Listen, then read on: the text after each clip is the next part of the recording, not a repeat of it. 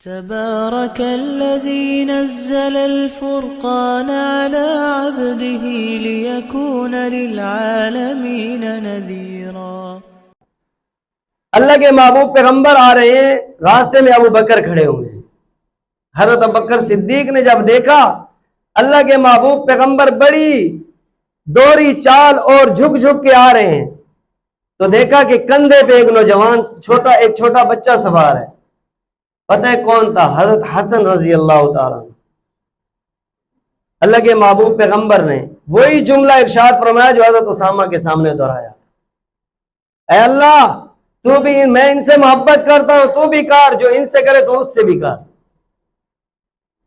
اور ایک موقع آیا اللہ کے محبوب پیغمبر امامت کروا رہے ہیں، نماز پڑھا رہے ہیں، سجدے میں گئے تو سجدہ لمبا ہو گیا۔ صحابہ بڑی کشمکش میں کہ اللہ کے نبی معمول سے ہٹ کر سجدہ لمبا کر رہے ہیں۔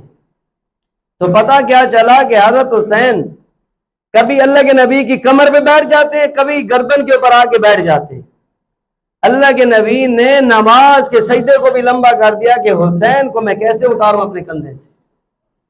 اب سوچیں اس حسین کا مقام اللہ کے ہاں، نبی کے ہاں کیا ہو۔